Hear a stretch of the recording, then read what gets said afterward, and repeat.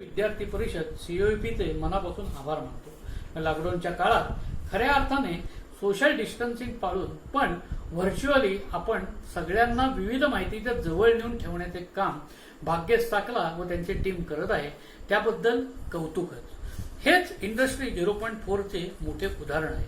कोविड-19च्या परिस्थितीतून आपण सगळे हळूहळू बाहेर पडत आहोत। आपली काळजी आपण कशी घ्यायची हे आपण पुरेपूर शिकलो आहे।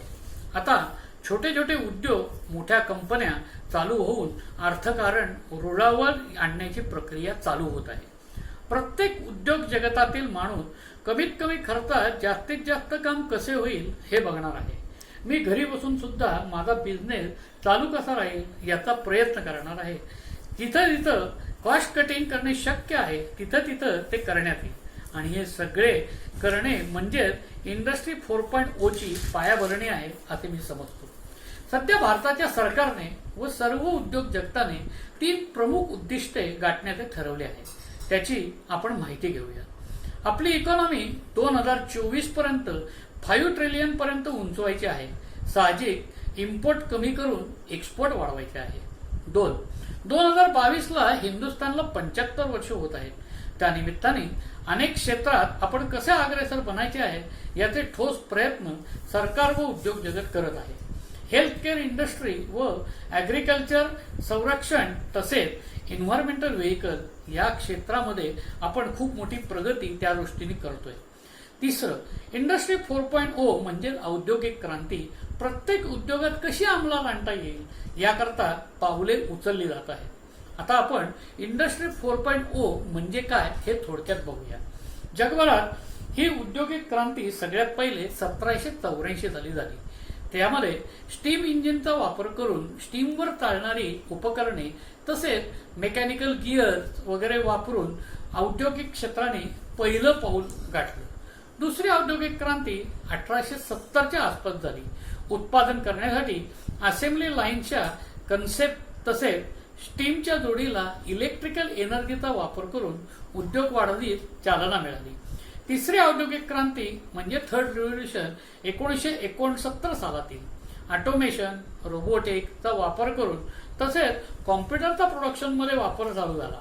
त्यामुळं कमीत कमी माणसात जास्तीत जास्त काम तसेच उत्तम सातत्याने मिळणारी उत्तम क्वालिटी हे या औद्योगिक क्रांतीचं पाऊल आहे। गेल्या 50 वर्षामध्ये या कालावधीतच आता चौथी औद्योगिक क्रांती चालू झालेली आहे। या क्रांतीत सिस्टम ऑफ सिस्टम असेही म्हटले जाते।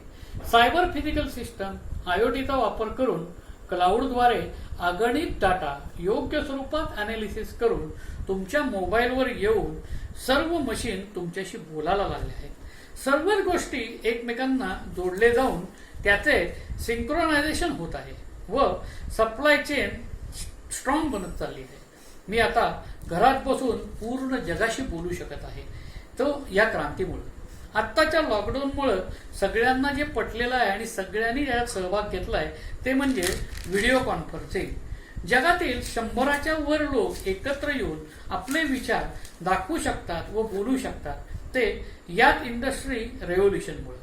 कोविड-19 चायनामधून पुढे पसरला पण चायनाने त्यांच्या औद्योगिक क्रांतीने त्यावर मात सुद्धा करायला चालू केली आहे। त्यांच्या देशातील प्रत्येक माणूस कुठे आहे, कुठून कुठे चालला आहे तसेच हे त्याच्या ॲपवर दिसू लागले आहे। माणूस मॉलमध्ये जावो अथवा बागेत जावो त्याचे स्कॅनिंग केले जाते व त्याच्या ॲपवर तो रेड झोनमध्ये आहे, ऑरेंज झोनमध्ये आहे का ग्रीन झोनमध्ये आहे ह्याचा मेसेज त्याला लगेच येतो। तसेच स्कॅनिंग करताना त्याचे टेम्परेचर सुद्धा घेतले जाते। त्यामुळं त्याला जर त्याचं टेम्परेचर जास्त असेल तर त्याचा प्रादुर्भाव इतरांनी होऊ नये म्हणून त्याला लगेच क्वारंटाईन होण्याचे मेसेज सुद्धा दिले जातात। आपल्या सरकारने सुद्धा आरोग्य सेतू ॲप याचप्रमाणे आणलेले आहे। आपण जर आरोग्य सेतू ॲप चालू केला तर अर्धा किलोमीटरमध्ये आपल्या आजूबाजूला संक्रमित क्षेत्र किती आहेत हे आपल्याला लगेच दिसते। तसेच किती लोकांना ही बाधा झालेली आहे हे सुद्धा आपल्याला लगेच दिसू शकते। हे सर्व सहज साध्य झालेलं आहे हे आयओटी व क्लाउडच्या साहाय्याने। मित्रांनो, तुम्हाला माहिती असेल मेलद्वारे फक्त 25 MB डाटा आपण पाठवू शकत होतो. आता गुगल ड्राईव्ह व ड्रॉपबॉक्स, सेन्सपेस अशा क्लाउडमुळे आपण 10 ते 20 GB डाटा एका सेकंदात कुठेही पाठवू शकतो. अलेक्सा हे नाव तर आपल्याला तोंडपाठच आहे. हे अलेक्सा हे जे चालतंय ते आर्टिफिशियल इंटेलिजन्सचं सगळ्यात मोठं उदाहरण आहे.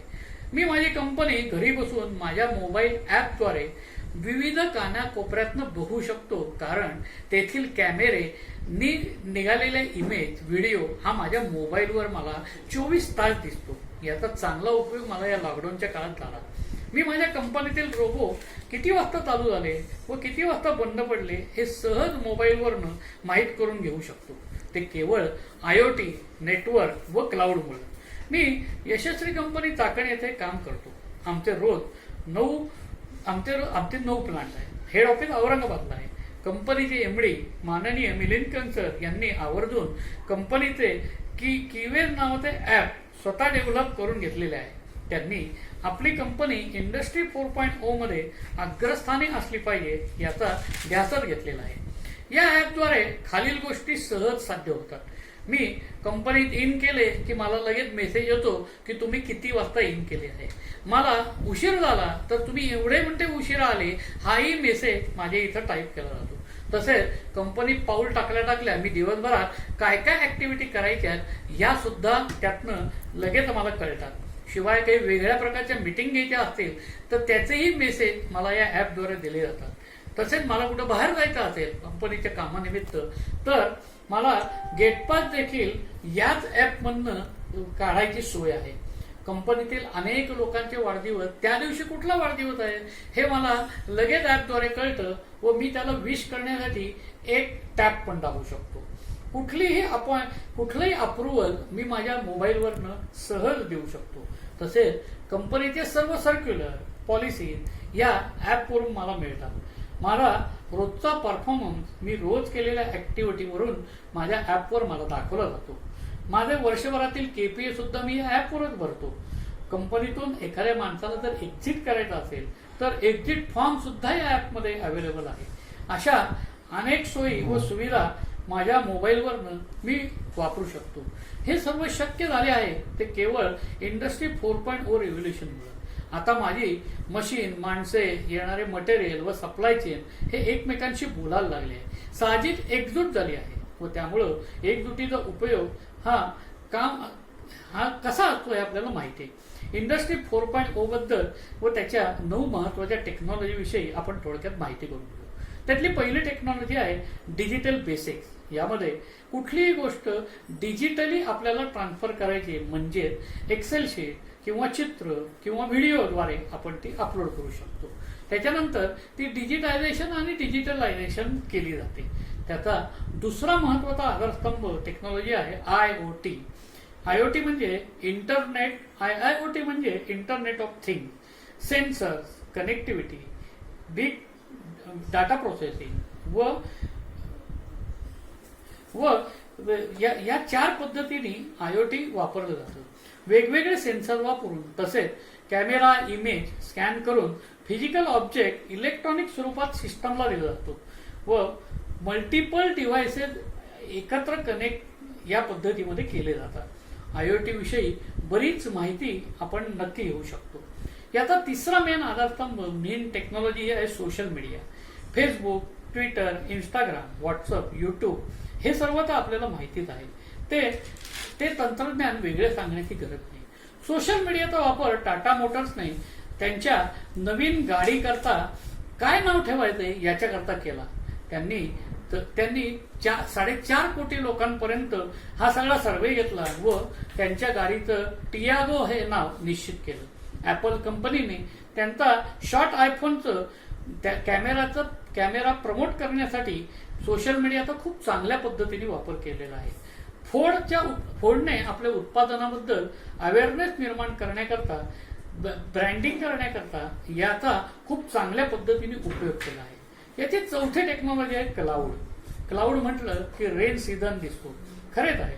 प्रचंड माहितीचा पाऊस असलेले हे क्लाउड IoT द्वारा सोशल मीडियाद्वारे येणारी माहिती स्टोअर करण्याची ही यंत्रणा.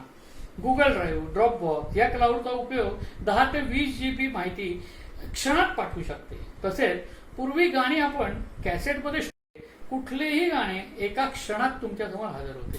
सर्व एअरलाईन क्लाउडचा उत्तम उपयोग करून घेतात. त्यामुळं check in, bag drop, emergency notification हे एका क्षणात शक्य झालं आहे. आता तर एअरलाईन्सने हेल्थ केअरला सुद्धा टायअप केलं आहे. त्यामुळं येणारा प्रवासी हा डायबेटीस असेल किंवा कुठल्या आजारपणाचा असेल तर त्या दृष्टीने मेडिकलची सोय आता ते क्षणात करू शकतात. क्लाउड वापरायचे 4 प्रकार आहेत. एक SaaS म्हणजे सॉफ्टवेअर ॲज अ सर्व्हिस.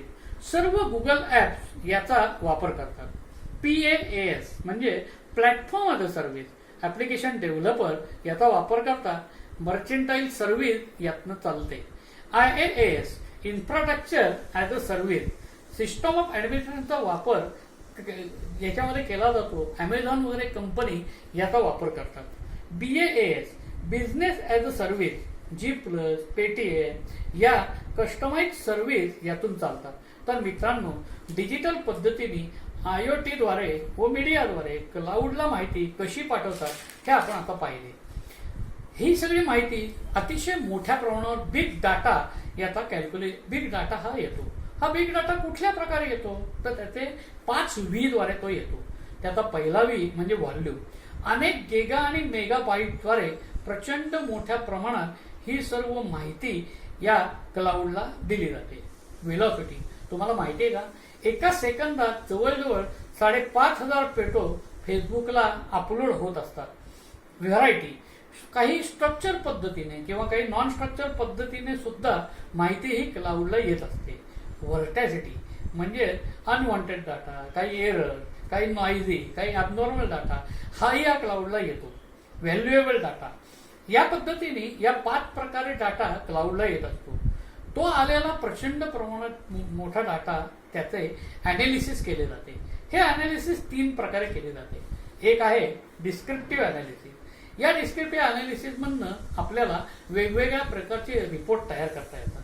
दुसरी मेथड आहे प्रेडिक्टिव्ह अनालिसिस. याच्यामध्ये कुठलं उपकरण हे आत्ता हा सेन्सर तुम्हाला यावेळी बदलला केला पाहिजे किंवा आत्ता तुम्ही या पद्धतीने हे टूल बदली केलं पाहिजे म्हणजे पुढे जाऊन तुमचं उपकरण बंद पडणार नाही अशी प्रेडिक्टिव्ह माहिती सुद्धा यातनं दिली जाते. तिसरी माहिती पर्स्पेक्टिव्ह पद्धतीने म्हणजे माझा धंदा 3 वर्षानंतर कसा चालेल किंवा माझं प्रॉडक्ट हे 5 वर्षांनी उत्तम चालणार आहे की नाही या सगळ्याचं अनालिसिस करून ही माहिती आपल्याला दिली जाते. ही माहिती जी दिली जाते ती आपल्या मोबाईलला दिली जाते. म्हणून आपला सगळ्यात महत्वाचा 6वा यातला महत्वाचा आधारस्तंभ टेक्नॉलॉजी म्हणजे मोबायलिटी. हा सर्व डाटा योग्य स्वरूपात आपल्याला माहीत असलेल्या फॉर्ममध्ये मोबाईल, लॅपटॉप, टॅब मध्ये आपल्याला मिळतो. माझा मुलगा मीर चेन्नईमधून पुण्यातील एका हॉटेलमधील निवडक पदार्थ ऑर्डर करून आमच्या पत्त्यावर सहज पाठवतो.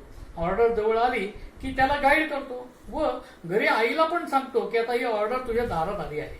मी माझी कुठलीही रिझर्वेशन बसल्या जागेवरनं करू शकतो व ती कॅन्सल देखील करू शकतो. त्यामुळं रांगेत उभं राहायची आता मला गरज नाही. गुगल मॅपद्वारे मी माझ्या इच्छित स्थळी सहज पोहोचू शकतो. हे तर आपण 100% यासाठी सहमत असाल. मी माझे मेडिकल क्लेम, इन्शुरन्स कंपनीत न जाता ॲपवरून माहिती भरून घेऊ शकतो व माझं इन्शुरन्स भरू पण शकतो. मगाशी पाहिलं तसे मोबाईलवरनं मी माझ्या कंपनीचे कुठलेही काम सहजरित्या करू शकतो.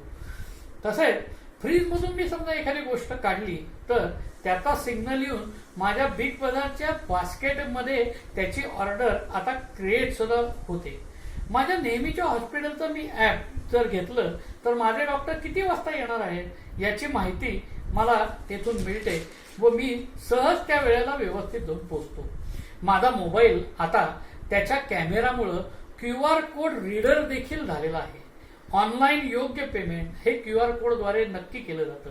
तसेच सिनेमाची तिकीट सुद्धा QR कोडप्रमाणे आपण सहज काढू शकतो.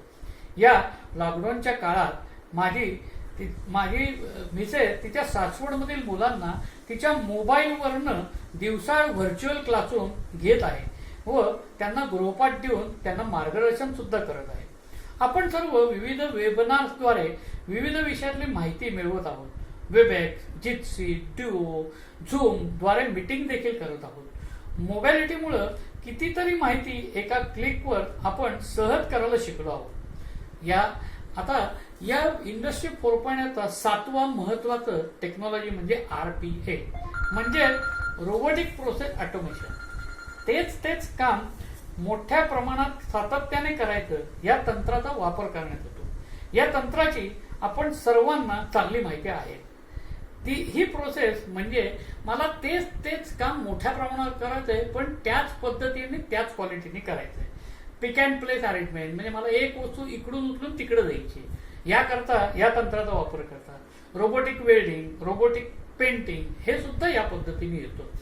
या रिव्होल्युशन मध्ये सगळ्यात महत्वाची टेक्नॉलॉजी म्हणजे आर्टिफिशियल इंटेलिजन्स. जिथं प्रोसेस कंटिन्यूस आहे पण विचार करून निर्णय घेतात त्या पद्धतीला म्हणतात की आर्टिफिशियल इंटेलिजन्स. याची 2 प्रमुख उदाहरणं दिली की तुम्हाला पटकन कळेल की आर्टिफिशियल इंटेलिजन्स म्हणजे काय.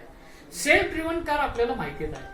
ही सेल्फ ड्रिव्हन कार मध्ये ड्रायव्हर नसतो. मी समजा गाडी चालवायला घेतली तर पुढे आलेल्या माणसाला मी वाचवण्याकरता अचानक ब्रेक मारतो कारण माझे डोळे माझ्या मेंदूला सिग्नल देतात आणि तो मेंदू माझ्या पायांना सिग्नल देतो.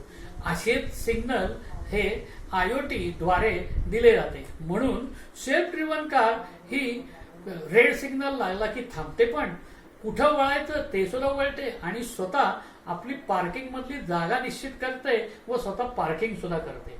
याचं दुसरं उत्तम उदाहरण म्हणजे रोबो आपल्याबरोबर जो चेस खेळतो तो याच पद्धतीने. आपण आपली चाल केली की त्या चालनी आपलं काय नुकसान होतं एका क्षणामध्ये तो विविध पद्धतीने त्याची माहिती गोळा करतो व त्याची चाल खेळतो. हे सर्व तो कसं करतो तर विविध प्रकारच्या सिस्टम्स, क्लाउड, येणारी माहिती या सगळ्याचा वापर करून आर्टिफिशियल इंटेलिजन्स द्वारे हे तो चेस खेळू शकतो. डिजिटल पुस्तक तुमच्या मनाचे अंतरंग सांगतं.